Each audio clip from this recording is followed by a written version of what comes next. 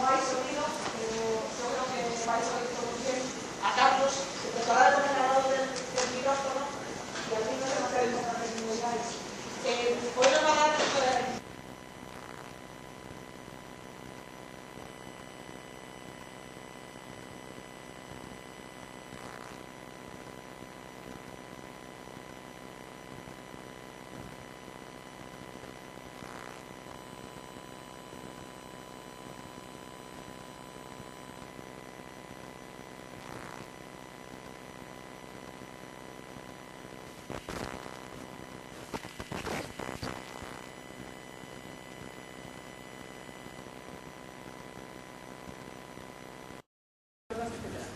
es uno de los fundadores de la fundación y pues además organiza todos los años, no sé si sabéis, todos los años organiza un curso de especialización en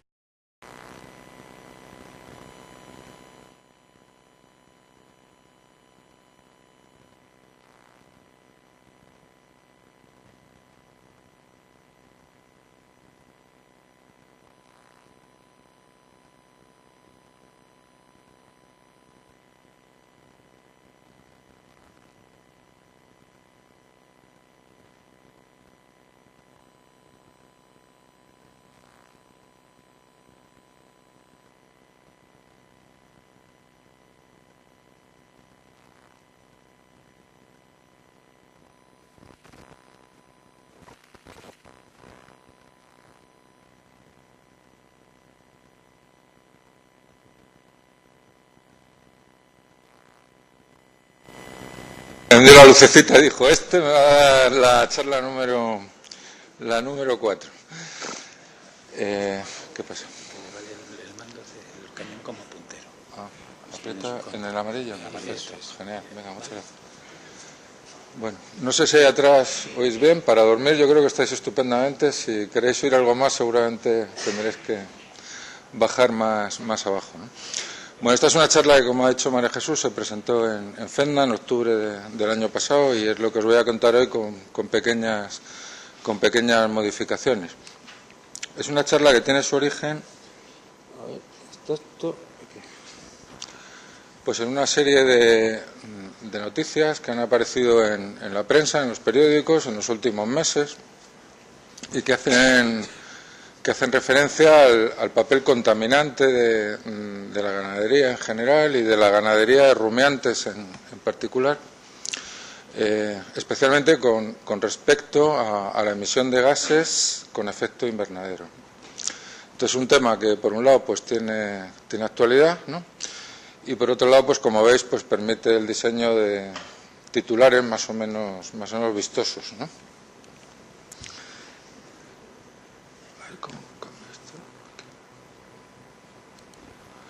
Bueno, por otra parte, pues algunas personas con influencia en los medios, como por ejemplo Jeremy Rifkin, ¿no? Todos conocéis, pues a partir de informaciones en principio aparentemente chocantes, ¿no? Como por ejemplo, pues que la industria de carne produce más emisiones de CO2 que el transporte, o que para producir 1 kilo de carne hacen falta 900 kilos de comida, pues a partir de ahí plantea que podría tener sentido gravar con impuestos la producción de alimentos con destino a piensos para reducir este efecto contaminante, ¿no? de la ganadería.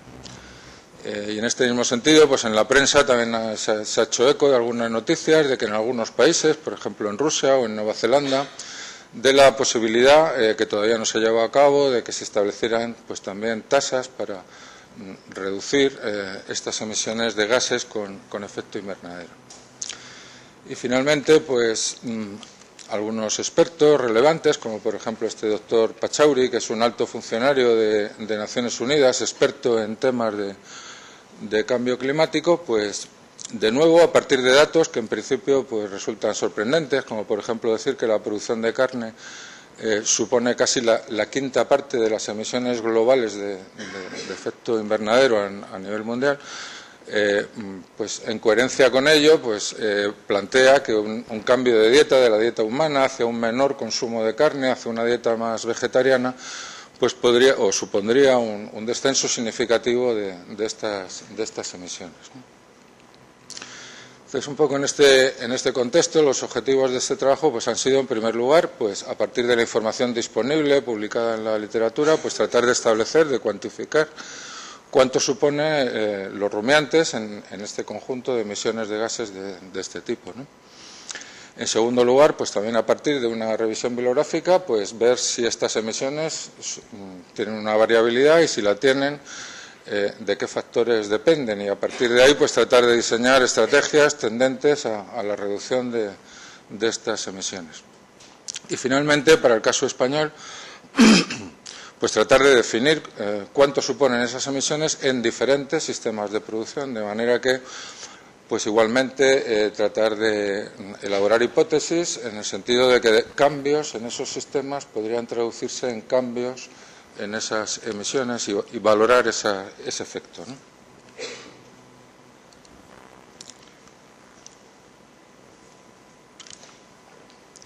Bueno, un poco como introducción, aunque supongo que estos son temas que ya todos conocéis. Bueno, en esta diapositiva lo que se muestran son los gases que tradicionalmente se consideran que son los que más contribuyen al efecto invernadero, ¿no? Son gases que están en la atmósfera, que por un lado dejan pasar la radiación solar hacia la Tierra, pero que por otro absorben parte de la radiación solar desde la Tierra hacia la atmósfera, ¿no?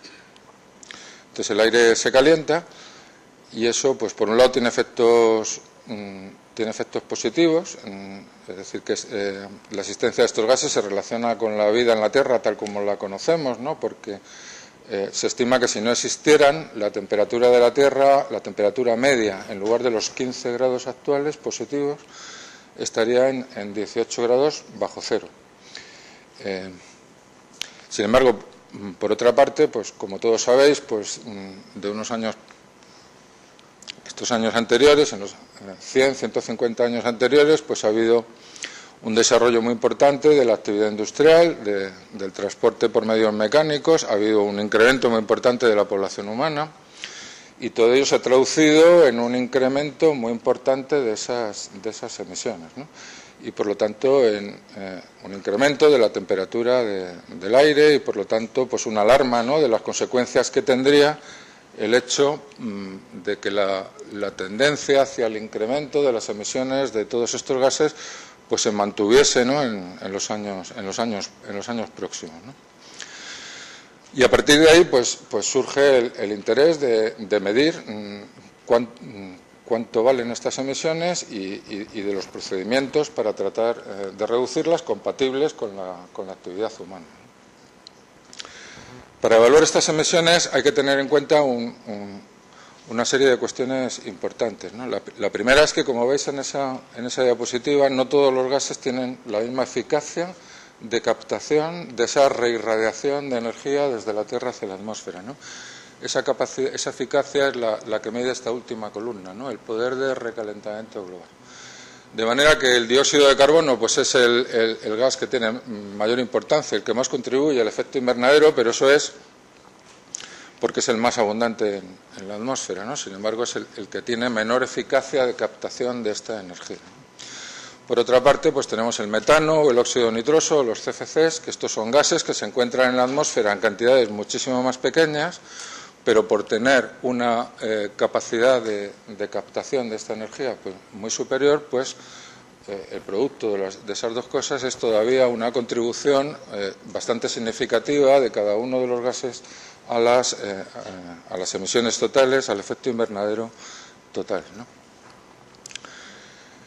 La segunda consideración importante que hay que tener en cuenta es que cuando se hace la contabilidad de estas emisiones de gases con efecto invernadero, en el caso del anhídrido carbónico, las únicas emisiones que se consideran, que se tienen en cuenta, son las de anhídrido carbónico que procede de fuentes de carbono no renovables, ¿no? Por ejemplo, pues cuando se utilizan como combustibles, pues petróleo o gas natural o carbón, ¿de acuerdo? En cambio, en la contabilidad no se tiene en cuenta el CO2 que procede de fuentes de carbono renovables, ¿no? Como por ejemplo, pues el CO2 que producen o producimos los animales a partir de alimentos vegetales que a su vez fijan ese anhídrido carbónico del aire, ¿no? Pues ese es un carbono que tiene un ciclo, que se renueva, por lo tanto no supone una contribución neta a que aumente la cantidad de CO2 en la atmósfera y estas emisiones, por lo tanto, no se contabilizan. En cambio, sí se contabiliza el CO2 que se transforma en metano dentro de los animales. Y eso sí se contabiliza por el hecho de que, como vimos en el cuadro anterior, a igualdad de peso de carbono, el metano tiene un efecto invernadero muy superior al CO2, ¿no? Del orden de 20 veces superior, ¿no? O sea que una transformación de CO2 en metano agrava la captación de energía y agrava el efecto invernadero. Bueno, pues con estas consideraciones y con una metodología muy precisa, muy detallada, como sabe Chema, aquí presente, desarrollada por Naciones Unidas, pues los diferentes países pues, han hecho evaluaciones de las emisiones de gases con efecto invernadero y se hace además una evaluación temporal, ¿no? Para ver cómo van cambiando, de cara sobre todo pues, al cumplimiento de los famosos compromisos del Protocolo de Kioto, que todos conocéis, diseñados para la reducción a corto y medio plazo de estas emisiones, ¿no?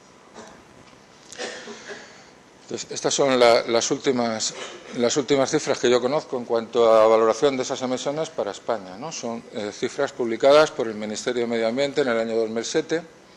Actualmente se están reevaluando y para la parte correspondiente a ganadería, ya que está aquí presente, pues se están reevaluando en un proyecto en el que participó Chema, junto con algunos profesores de este departamento, gente del Ministerio de Agricultura, etcétera, y esos resultados se van a publicar probablemente a lo largo de este año. Entonces, los resultados de este trabajo, siguiendo esta metodología estándar, indican que en conjunto la agricultura en España, todo el sector agrario, supone del orden del 10%, un poquito más, del total de las emisiones de gases con efecto invernadero, ¿no? O sea, los principales contribuyentes a estas emisiones en España, el más importante sería el sector de generación de energía, que es más de la tercera parte del total. Después, pues todo lo que tenga que ver con el transporte de todo tipo y la calefacción de edificios. Y por último estaría el sector agrario y el sector industrial, más o menos con la misma contribución, con alrededor de un 10%. Si comparamos este 10% de valor medio de contribución del sector agrario en España con lo que ocurre en otros países, pues lo que vemos es que ese valor es bastante próximo al valor calculado de media a nivel mundial por Naciones Unidas, que está en el orden de un 13%, ¿no? Los valores más altos corresponden a países tipo Nueva Zelanda, porque, como seguramente sabéis, este es un país con una enorme población de ganado vacuno con respecto a la población humana, ¿no? No hay que olvidar que estas cifras son cifras relativas, ¿no? Otro país donde el sector agrario supone mucha contribución es Francia, primero porque el sector agrario en Francia es muy importante, pero también porque en Francia una parte muy importante de la generación de energía, como sabéis, se hace a partir de reactores nucleares que no contabilizan a nivel de emisiones de gases con efecto invernadero y por eso pues un sector agrario importante, pero además en una proporción de una cantidad final más baja, pues hace que la contribución proporcional sea alta, ¿no? Y los valores más bajos, pues típicamente corresponden a países muy industrializados, ¿no? Como Estados Unidos, ¿no? Donde el sector del transporte o el sector industrial pues tiene un elevado peso. O sea, hay una agricultura importante, pero la agricultura representa poco en el conjunto de las emisiones del país, ¿no?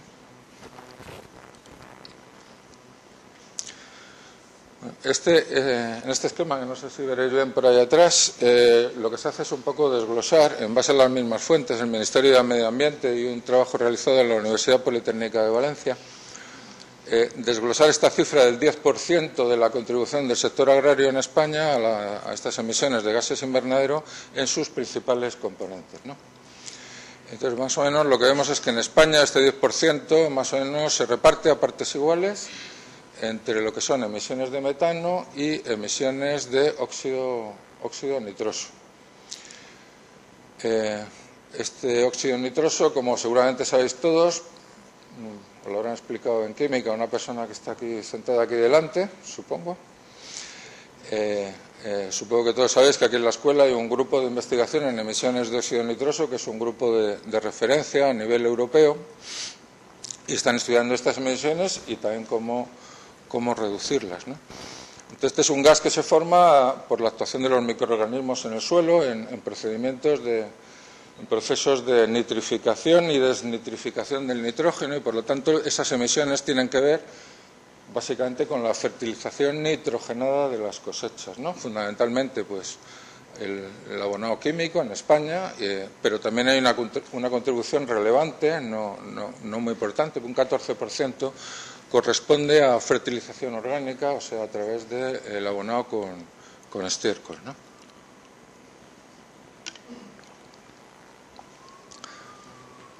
En el otro lado, la parte correspondiente al metano en España, básicamente, como veis, corresponde casi en un 100%, tiene su origen en la producción animal. Esto no siempre es así, es decir, a nivel mundial, de hecho, el ganado es solo responsable del orden de un 15% del total de las emisiones de metano. La parte más importante corresponde a emisiones procedentes de microorganismos que viven en zonas pantanosas o en zonas cultivadas con cultivo de arroz, o son fugas. El gas natural es, como sabéis, básicamente metano, fugas de yacimientos de gas natural o de gas grisú, que también es metano, que procede de las minas de carbón. Pero en el caso de España, pues hay poco pantano, pocos yacimientos de gas natural, desgraciadamente, y tampoco mucho cultivo de arroz, y entonces básicamente en un 90% el metano corresponde a producción animal, ¿no? Y de eso, pues más o menos, como veis, 2/3 partes es lo que se llama, pues, emisiones directas de metano, es decir, es metano que se produce, que se origina en el aparato digestivo de los animales a través de fermentaciones entéricas, fermentaciones microbianas que ocurren dentro del aparato digestivo y que salen directamente al exterior, ¿no? Y más o menos 1/3 parte corresponde a metano que se produce a partir de microorganismos que fermentan el estiércol una vez producido, ¿no? O bien diseminado en los cultivos o bien amontonado en las naves ganaderas. En esta parte de la gestión del estiércol, el principal contribuyente no son los rumiantes, sino el ganado porcino, primero por su abundancia a nivel de la producción ganadera en España, y segundo porque el estiércol de porcino, como nos podría explicar con más detalle Antonio Callejo, tiene más facilidad de fermentar, ¿no? Más posibilidades de fermentar que el estiércol procedente de rumiantes, que al fin y al cabo es una materia orgánica que ya ha fermentado casi completamente dentro del animal, ¿no? O sea que por esta vía la contribución de los rumiantes a la generación de gases de efecto invernadero sería relativamente pequeña. En cambio, los rumiantes, como veis, son responsables casi al 100% de las emisiones directas de metano desde el aparato digestivo, ¿no? Y eso es porque tienen un aparato digestivo diseñado expresamente para hacer una fermentación muy completa de todo lo que consumen en el rumen, ¿no? Y como resultado de esa fermentación, pues un producto, como luego veremos, un producto final es este metano que se genera. Este valor correspondiente a los rumiantes, pues a su vez se puede desglosar en la parte correspondiente a vacuno, que es la más importante, ovino, pero también caprino, animales de caza, etcétera. Y cada una de ellas, pues a su vez se puede asignar la parte correspondiente a lo que es producción de leche, o lo que es producción extensiva, o producción de carne. ¿De acuerdo? Entonces, básicamente, en resumen de estos datos, en cuanto a establecer cuánto contribuyen los rumiantes a las emisiones de gases con efecto invernadero en España, pues la conclusión es que estamos hablando de cifras en el entorno de un 3% en total, ¿no? Y debidas fundamentalmente a la producción de gas metano. ¿De acuerdo? Entonces, en la segunda parte de la presentación lo que vamos a ver es hacer un zoom, ¿no?, sobre este tema, ¿no? Cómo se produce el metano en los rumiantes y cuáles son sus principales factores de variación. Este es un tema en el el que se ha venido trabajando desde hace ya bastantes años, y no tanto por el papel contaminante del metano, que esto es un tema reciente de hace pocos años, sino por el hecho de que el metano es una molécula muy rica en energía, ¿no? Un 50% más de energía por gramo que una molécula de grasa, ¿no? Entonces, el metano se venía estudiando por el hecho de que una reducción de la producción de metano dentro del animal implica un aumento de la eficacia energética de conversión del alimento en carne o en leche, ¿no? Los factores de variación que se han estudiado, pues básicamente tienen que ver con la dieta, ¿no? Porque es el sustrato a partir del cual se genera este producto y, por lo tanto, pues casi todas las hipótesis, ¿no?, de cómo conseguir reducir estas emisiones, pues pasan por cambios en la alimentación. En este sentido, pues también en la prensa podéis haber leído noticias, ¿no?, que tienen que ver con que posibles cambios en la dieta podrían permitir combatir el cambio climático. Algunas de las noticias son más o menos razonables, como por ejemplo que seleccionar genéticamente variedades de hierba más ricas en azúcares permitirían reducir la formación de gases, lo cual seguramente es correcto, pero al mismo tiempo pues también aparecen noticias más o menos, no sé cómo calificarlas, sensacionalistas, escatológicas, de presuntas píldoras que permitirían dentro del animal transformar el metano en nada menos que en azúcar, ¿no? Pues todo esto está publicado en El País.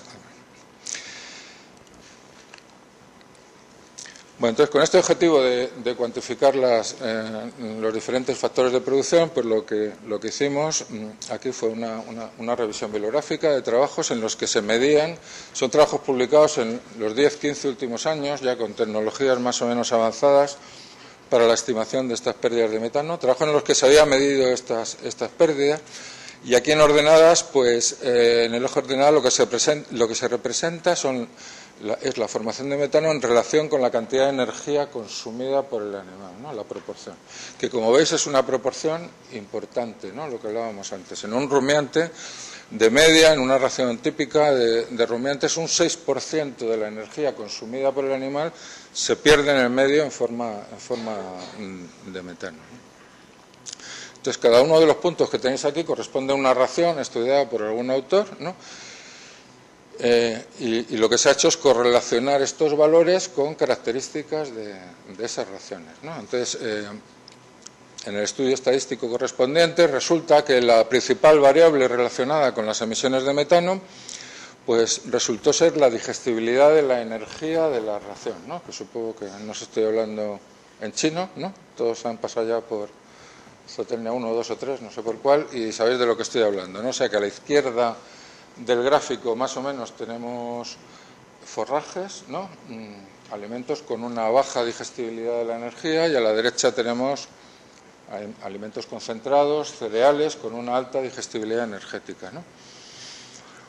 Entonces, como veis, un incremento de la digestibilidad de la energía desde forrajes de baja calidad hasta alimentos concentrados implica como media un descenso importante de la cantidad proporcional de metano producida por unidad de energía ingerida, pues más o menos del doble a la mitad, ¿no?, desde niveles del orden de un 8% en raciones muy forrajeras hasta niveles del orden del 4% en raciones muy concentradas.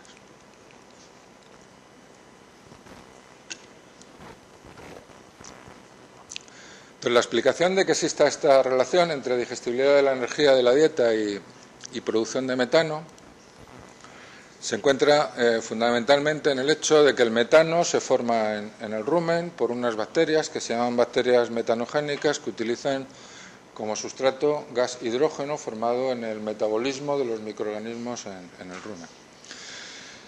Lo segundo que hay que tener en cuenta es que la cantidad de hidrógeno que se forma, como se ve en la parte de arriba, depende del tipo de fermentación que ocurre en el rumen, ¿no? O sea que si tenemos una fermentación acética, que es la fermentación típica de microorganismos celulolíticos que utilizan fibra como sustrato, pues lo que tenemos, como veis, es una elevada formación de hidrógeno y, por lo tanto, de metano. En cambio, cuando los rumiantes consumen dietas con una mayor proporción de almidón, la fermentación tiende a ser cada vez más propiónica y el resultado final es una menor cantidad de acético y una mayor cantidad de propiónico. Y como veis, cuando se forma propiónico no solo no se libera hidrógeno, sino que se consume hidrógeno en la ración. Por lo tanto, raciones forrajeras van a generar más hidrógeno y más metano, raciones ricas en almidón van a generar menos hidrógeno y menos metano. Y esto es lo que se ve, por ejemplo, en estudios realizados en vivo, donde veis que existe una relación muy estrecha entre la cantidad de metano generada con respecto a la relación acético-propiónico, ¿no? Más acético menos propiónico, la relación sube y la cantidad de metano aumenta, ¿no? Hay una relación muy estrecha entonces entre el tipo de carbohidratos que hay en la ración y la cantidad de metano producida. De manera que en principio pues ya tenemos una herramienta, un factor de variación controlado que tiene que ver con la cantidad, tiene que ver de manera bastante importante con la cantidad de metano generada, ¿no? Pero además en este gráfico también lo que podéis ver es que hay otros factores implicados, ¿no? Porque para cada digestibilidad de la energía veis que hay una variabilidad, ¿no?, de los valores de producción de metano que no explica por sí sola esa digestibilidad de la energía. O sea que tiene que haber otros factores que tienen que ver con la cuestión, ¿no? Entonces este es un ejemplo, ¿no? Un segundo factor que tiene que ver con estas pérdidas de metano es el tipo de concentrado que se suministra al animal. Estos son resultados de una prueba realizada en terneros, en cebo intensivo, con una alta proporción de cereales en la ración y el tratamiento es el tipo de cereal que se introduce en el pienso, o bien cebada o bien maíz, ¿no? Entonces, como seguramente ya habréis estudiado, pues hay una diferencia fundamental entre estos dos tipos de cereales. Los dos dan una fermentación típicamente propiónica, pero hay una diferencia fundamental en el hecho de que el almidón de maíz se fermenta en el rumen más lentamente y de una manera más incompleta. No todo el almidón del maíz, solo del orden de la mitad, fermenta en el rumen en una ración intensiva y la otra mitad pues se hidroliza por vía enzimática en el intestino delgado.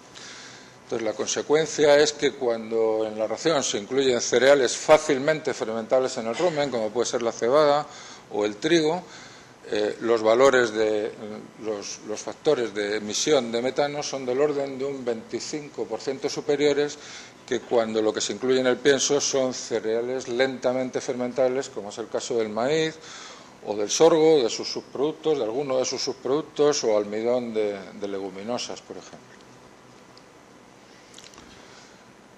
Un tercer factor que también tiene que ver con estos factores de emisión de pérdidas de metano es la adición de grasa a la ración. Este es un trabajo realizado en vacas de leche, donde lo que se mide es el efecto que tiene la adición de un 6% de aceite de girasol en una ración mixta, forraje concentrado. Y como podéis ver, el resultado de esa adición, que es un nivel relativamente alto de incorporación, es una disminución, ¿no?, de las pérdidas de metano, que es esta barra roja, pues de aproximadamente de un 10%, ¿no? Y esa disminución de las pérdidas de metano se relaciona, como también podéis ver en la diapositiva, con una menor digestión de la fibra, que como supongo casi todos sabéis está relacionada con el aporte de grasa insaturada en la ración y también con un cambio en el tipo de fermentación. La ración fermenta menos y además la fermentación es más propiónica y menos acética, ¿no? Y la suma de esas dos cosas es la que explica este descenso de las emisiones de metano. Este es un tema muy estudiado y hay hasta ecuaciones de regresión obtenidas a partir de diferentes ensayos donde se correlaciona la cantidad de metano producida con la cantidad de grasa añadida y en otras ecuaciones incluso con el tipo de grasa que se añade, ¿no?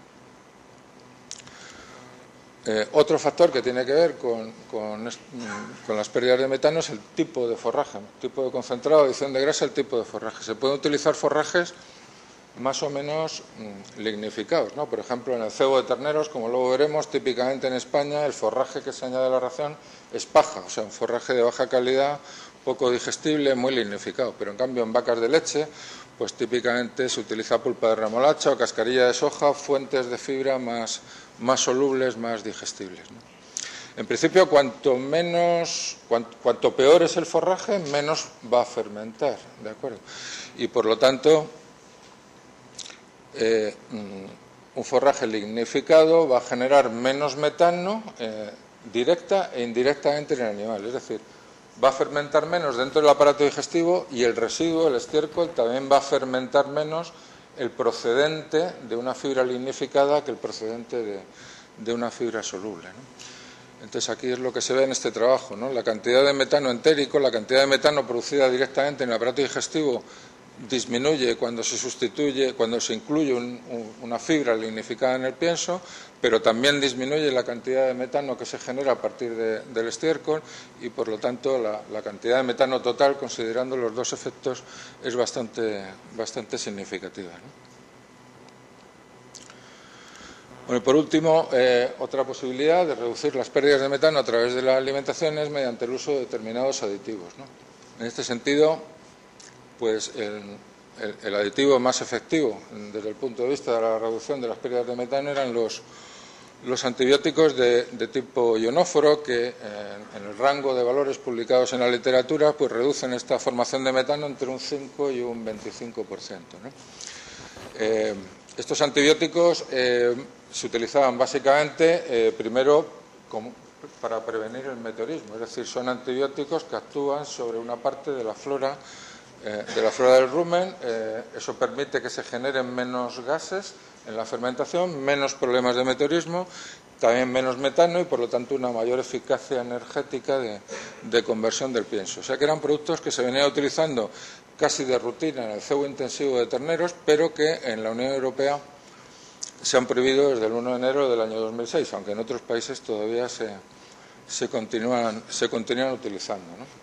Entonces, la prohibición del uso de estos antibióticos, fundamentalmente la monensina, igual os suena, es el más conocido, pues ha dado paso a una serie de estudios para buscar alternativas, ¿no? Como por ejemplo determinados ácidos orgánicos como el ácido málico o el ácido fumárico. Estos son ácidos que, como veis, intervienen, se producen en el metabolismo de los microorganismos en el rumen. Entonces, básicamente lo que ocurre es que si se añaden al medio ruminal cantidades pequeñas, implican un cambio del tipo de flora residente en el rumen.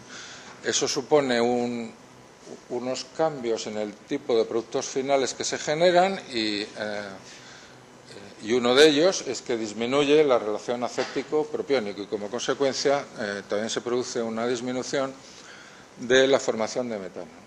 Estos son productos que tienen un coste relativamente alto, no tienen un uso todavía generalizado, los resultados no son tan consistentes como en el caso de la monensina y por lo tanto pues bueno, es una solución a medias del tema, ¿no? No ha solucionado el problema generado por la prohibición de la monensina. Otra vía de trabajo es la utilización de otro tipo de productos, extractos de plantas y taninos condensados.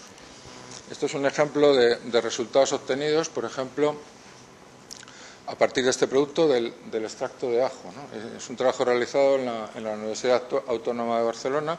Todos sabéis que el ajo tiene propiedades bactericidas, ¿no? Más o menos os suena. Pues también las tienen en el rumen, ¿no? O sea que igual que el antibiótico aquel, pues también tiene algún tipo de efecto que hipotéticamente podría tener que ver con la formación de metano, ¿no? Entonces aquí tenemos un pienso control sin nada, el pienso control al que se han añadido esta cantidad, 300 miligramos de extracto de ajo por litro y como control positivo, digamos, un pienso con monensina, con este antibiótico que se estaba utilizando tradicionalmente, ¿no?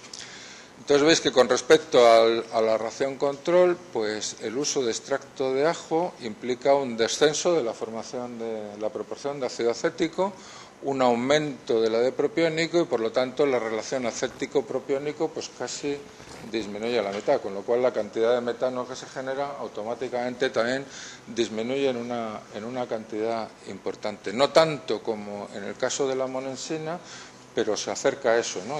Realmente se consigue una mejora con respecto la ración control.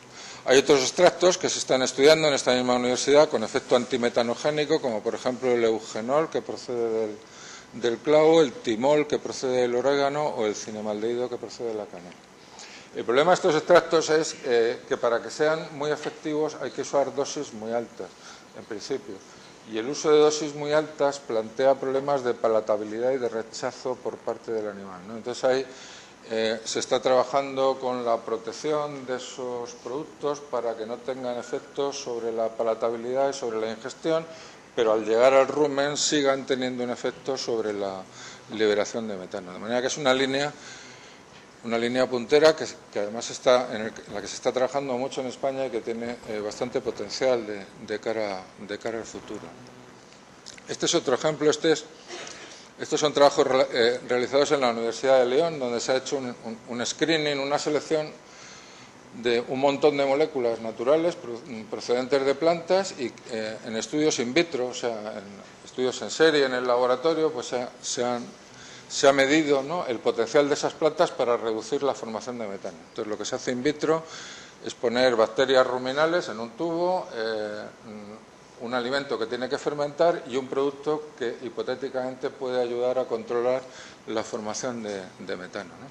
Entonces, aquí se ha trabajado, como veis, con 450 especies de plantas y se ha valorado el efecto sobre la liberación de metano, ¿no? O sea que desde el punto de vista que nos ocupa, las moléculas valiosas, las plantas valiosas, serían estas que están aquí por la izquierda, ¿no? Entonces, con alguna de estas que se ha seleccionado en este estudio in vitro, pues ya se ha hecho algún estudio in vivo. Este es el caso, por ejemplo, de la raíz y rizomas de ruibarbo, que no sé muy bien lo que es, si miráis en internet, creo que es una planta que se cultiva por ahí, que os lo ponga María Jesús de trabajo fin de curso, en el este de Europa, en algún sitio de estos, ¿no? Entonces, como veis, en estudios en vivo se confirman los estudios in vitro, o sea que realmente la suplementación de una ración control con esta raíz de ruibarbo, pues ya veis que implica un descenso de la producción de metano a casi una cuarta parte, ¿no?, con efectos pues paralelos sobre la relación acético-propiónico, ¿no?, un poco como siempre, ¿no?, y con la ventaja de que parece que no tiene ningún efecto negativo sobre la digestibilidad, sobre el aprovechamiento sobre la fermentación, en el fondo, de la materia seca en el rumen, ¿no? O sea, ventajas y ningún inconveniente, ¿no? Entonces, es otra línea de trabajo que también pues puede tener potencial de cara al futuro. Entonces, como conclusión, digamos, de esta segunda parte, ya solo queda la tercera, para concluir,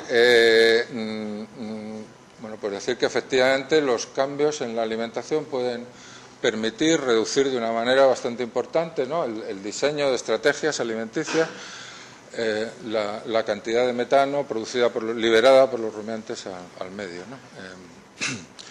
En general, si veis, la conclusión un poco es que las raciones más intensivas, las más eficaces, las que menos, ¿no?, las que mejor se aprovecha la energía del alimento, ¿no?, raciones más concentradas, con maíz mejor que con cebada, si añadimos grasa mejor, ¿no?, etcétera, son las que más permiten controlar estas emisiones. Bueno, la tercera parte de la presentación tiene que ver con la determinación de factores de emisión de metano en los sistemas de producción de rumiantes más típicos en España. Principalmente ganado vacuno, ¿no?, que es, dentro de los rumiantes en España, pues la especie más importante, tanto en leche como en carne. Aquí también en la prensa pues han aparecido algunas noticias, en el sentido sobre todo de que apuntan a que una producción más extensiva de rumiantes podría permitir, digamos, reducir emisiones, hipotéticamente. Las noticias generalmente van por ahí, ¿no? La carne bio emite menos, ¿no?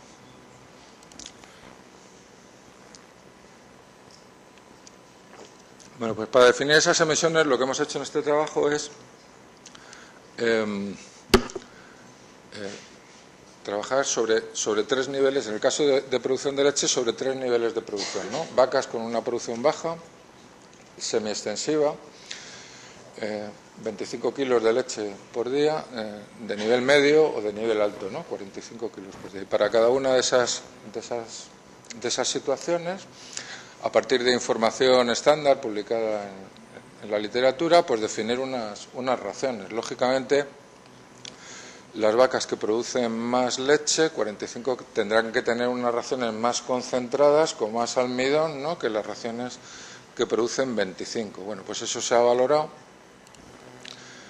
Se han definido las 3 raciones correspondientes y a partir de esas 3 raciones pues se han definido los factores de emisión correspondientes a cada una de las raciones, ¿no?, que, de acuerdo con lo que hemos visto antes, pues van disminuyendo a medida que la ración es más concentrada cuando la vaca produce más leche, ¿no?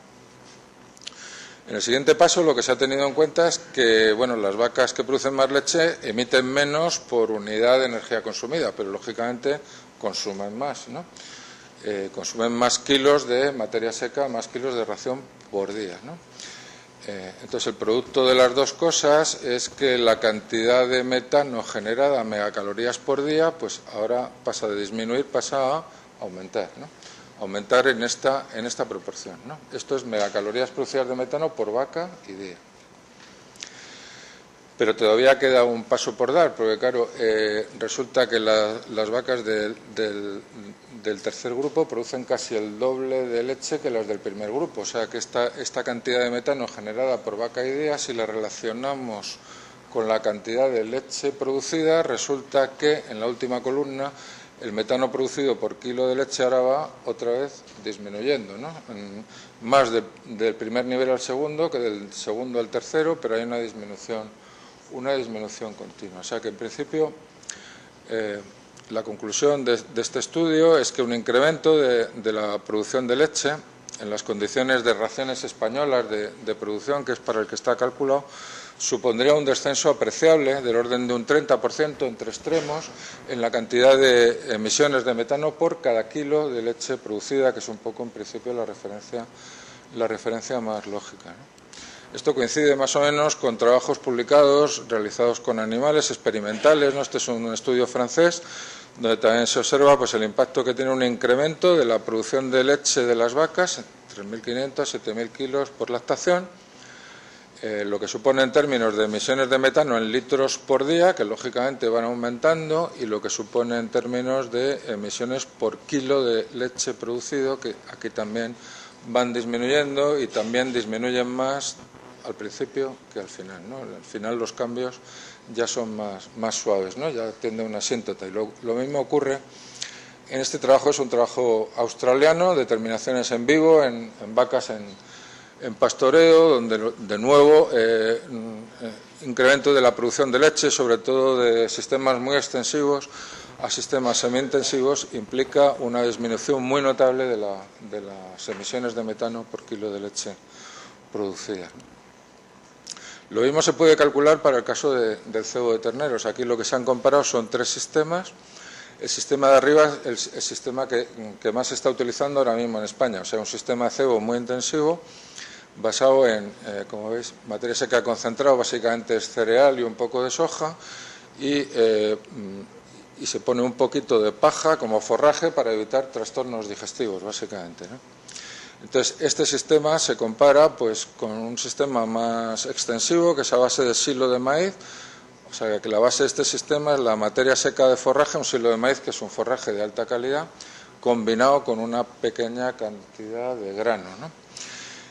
Y el tercer sistema posible en la práctica pues ya sería un sistema más extensivo, el típico de los bueyes, que habréis visto alguna vez en la tienda, por lo menos, ¿no? Que corresponde a sistemas pues a más largo plazo, ¿no? Los terneros son sistemas a 18 meses, los animales se sacrifican con 18 meses de edad, consumen un montón de hierba, son animales que crecen despacio y entonces pues tienen unas características la carne que todos conocéis diferente, ¿no? Más grasa intramuscular, todo esto, ¿no? Entonces todos estos sistemas se utilizan actualmente en España, pero el más utilizado ahora mismo es el primero, ¿no? Entonces, cada uno de esos sistemas, igual que antes, se han valorado en términos de composición típica de las raciones, se ha valorado esas raciones en términos de digestibilidad de la energía, y a cada uno de ellos pues se les ha asignado un factor de emisiones de metano. En el primer caso, pues se ha tenido en cuenta que son piensos pues con una alta concentración energética y por lo tanto con un factor bajo de emisión, pero además en estos piensos típicamente se añade maíz, sobre todo desde que se ha prohibido la monensina. Como el maíz fermenta más despacio que la cebada, pues una forma de controlar problemas de meteorismo y de acidosis es incluir maíz, y eso a su vez reduce el factor de emisión, ¿no? Son piensos donde el forraje típicamente es paja, o sea, fibra lignificada, ¿no?, que también reduce las emisiones, y donde típicamente se añade grasa, sobre todo por grasa insaturada, grasa vegetal. De manera que para ese sistema, pues de una manera pues más o menos conservadora, se ha establecido un nivel de emisiones de 4,2% de metano con respecto a la energía ingerida. En el caso del silo de maíz, pues el factor correspondiente aumenta, y en el caso de la hierba, pues todavía más para esta combinación de forraje y concentrado. Lo siguiente que hay que tener en cuenta, claro, es que un ternero que se cría por el primer sistema es un animal que se sacrifica muy joven, ¿no? Con menos de un año de edad, ¿de acuerdo? Son animales que crecen muy deprisa, con un pienso muy concentrado. Entonces, la cantidad de metano que generan por ternero suma el hecho de que las emisiones son bajas, porque la ración es concentrada, con que el ciclo es corto, ¿no? En el caso de los terneros extensivos, en los bueyes, pues ocurre lo contrario. El factor de emisión es más alto, pero además el tiempo de cebo y el peso al que se sacrifican los animales es muy superior. Entonces aquí, entre un sistema intensivo y un sistema intensivo, las diferencias pues son más grandes que en el caso de la producción de leche, ¿no? Prácticamente del doble a la mitad.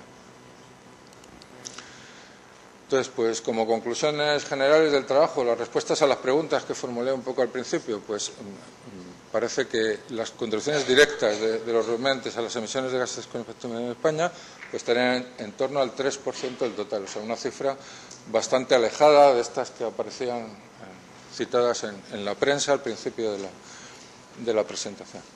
En segundo lugar, que el uso de sistemas más extensivos, de animales más en pastoreo, más producción de leche, sistemas de terneros de crecimiento más lento, en principio no implican una reducción de estas emisiones, sino en todo caso todo lo contrario, ¿no?, por lo que hemos visto. Y en tercer lugar, que las emisiones pueden reducirse sensiblemente mediante cambios en la alimentación. Cambios como los que se han venido produciendo en la alimentación de los animales en los últimos años, ¿no? De 50 años a esta parte, en España los sistemas ganaderos han ido cambiando y seguirán cambiando en el futuro, y los cambios que se han producido han ido dirigidos básicamente en España y en otros países hacia el uso de raciones más concentradas, con una eficacia de conversión más alta, con una mayor eficacia, ¿no?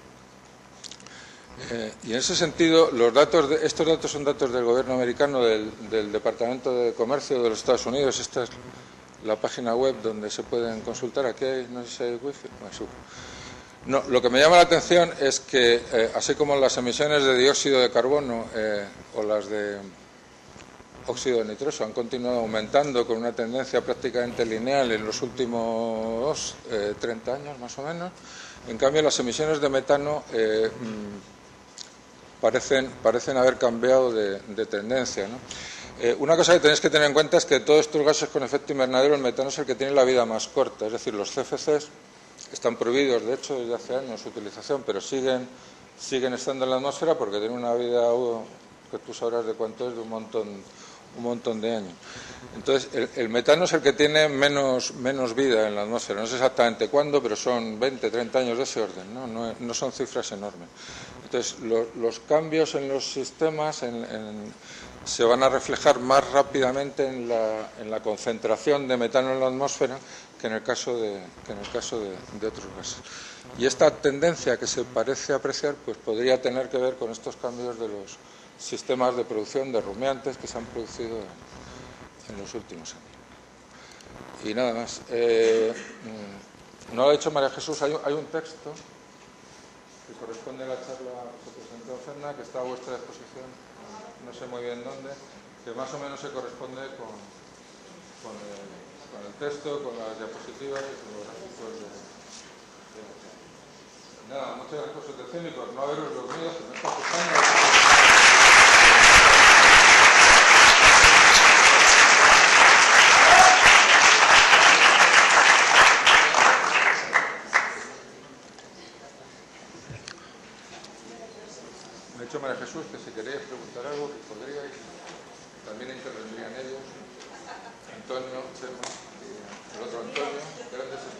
en este tema. Una vez que tenemos comentarios que aparecía, creo que en la parte casi final.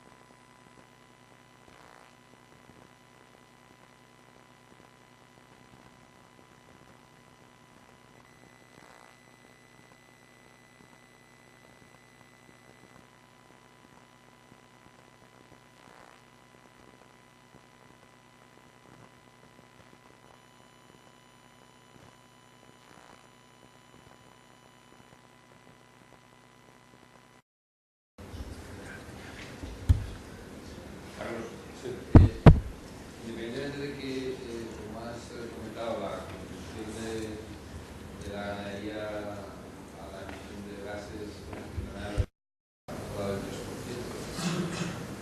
las conclusiones a las que ha llegado el trabajo es que, al menos por unidad de producto, contamina más un régimen extensivo de producción que un régimen intensivo. Pues la independencia de que porcentualmente poco a poco, eso diría sería un trato contradictorio con las políticas de especificación de la Unión Europea. Lo que pasa es que, bueno, que esas políticas no solo tienen en cuenta las emisiones de gases con efecto invernadero, no sé hasta qué punto.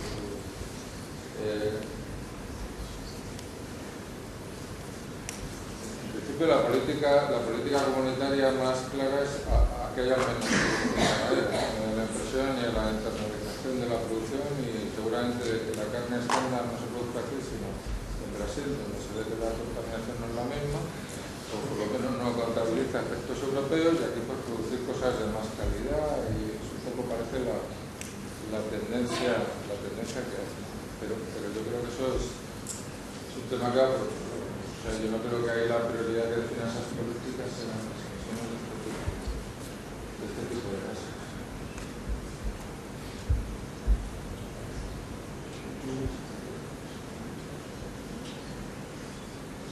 Decir una cosa que todos los trabajos. Bueno, Chema es ingeniero agrónomo, trabaja en Traxeva, representa siempre me construye, y bueno, conoce bien este tema porque hemos colaborado juntos en el estudio para la definición de la todo esto que no se te oye nada atrás. todo esto en pequeñito, pues me puede engañar un poquito. Lo que quitas de un sitio, otro va a pasar por otro. La ganadería es la ganadería, pero la ganadería también tiene un producto que se les cierra el nitrógeno. Si intensificamos la alimentación, aumentamos el nitrógeno que hay disponible para el ganado. Va a aumentar nuestra emisión de nitrógeno en el campo. Que si hay menos ganado, habrá un... No, si intensificamos la alimentación, producimos más nitrógeno.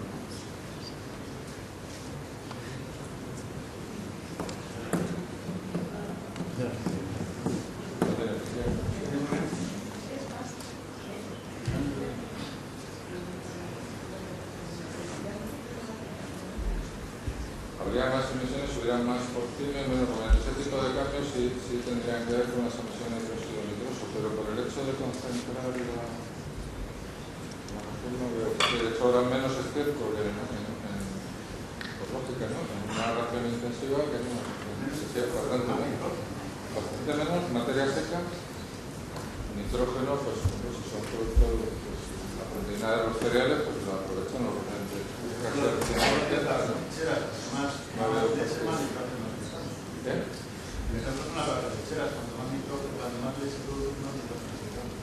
Vale, pero por kilo de leche no creo. O sea, evidentemente, claro, si estás pensando en que es una vaca que produce el doble, lógicamente, pues más de todo, ¿no? Una más, llega más, todo. De lo que se veía, pero claro, si lo pesas por kilo de leche, que en principio es la referencia, ¿no? Porque España ahora mismo pues, puede producir 6 millones de toneladas de leche y no un kilo más. Para esa producción, los sistemas más eficaces van a ser los menos contaminantes para todo. La idea. O sea, yo creo que contamina menos desde todos los puntos de vista, también desde el mismo. No. Ya. De acuerdo, estamos con el... Tenemos menos concentrados, pero en la producción de los concentrados vemos los costes energéticos, las contaminaciones, a lo mejor serían de plantas de maíz hasta el estoco de la vaca.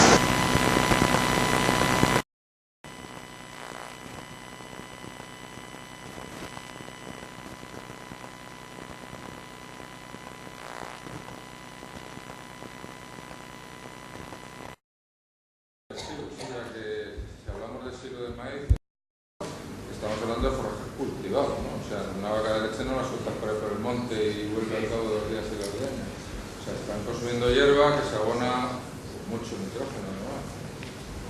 Y están consumiendo silo de maíz que se cultiva todos los años, igual que se cultiva un grano cereal. Yo desde luego esas cuentas no las he hecho, pero no creo que sean unas cuentas muy diferentes, de nuevo por unidad de producto obtenido. O sea, que a lo mejor se me dice por kilo de hierba, o sea, por kilo de hierba, pero por unidad de energía o de energía neta de proteína, pues a lo mejor son más eficaces otra vez los cereales intensivos de invierno en España, donde no se riega, que la alfalfa en verano, que además hay que regarla y eso también tiene un coste energético. Bueno, eso lo relaciono con el comentario que es común de que un americano cuando viene a su todoterreno de biodiesel, que con eso lleno, una familia india viviría un año. Ese es el coste que me refiero, un coste total a la escala de... Sí.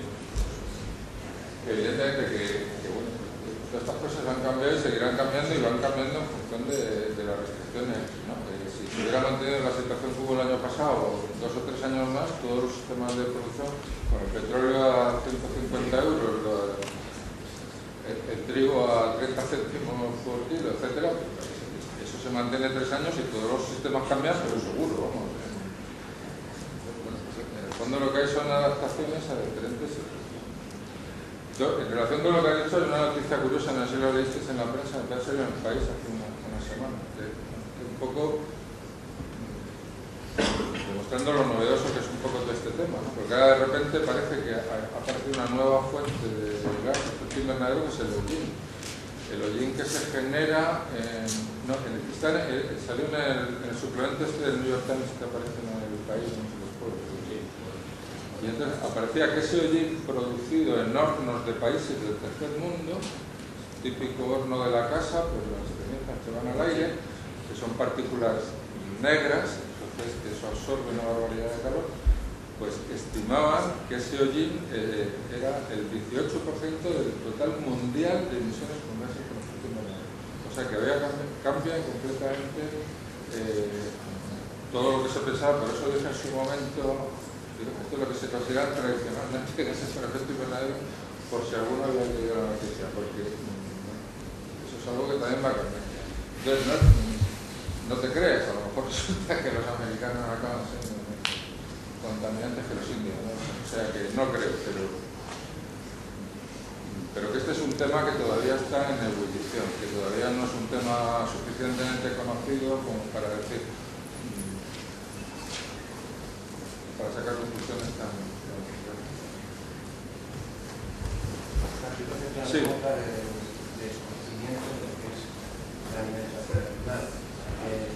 Hasta ahora habéis tenido mucho interés en reducir emisiones de amoníaco, en utilizar dietas que una vez que trabajan en el es otro problema.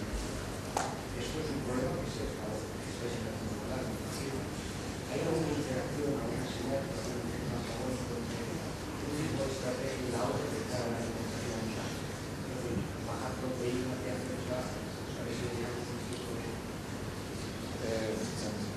no, o sea que me pregunta si hay contradicciones entre las estrategias para reducir metano y las de reducir amoníaco.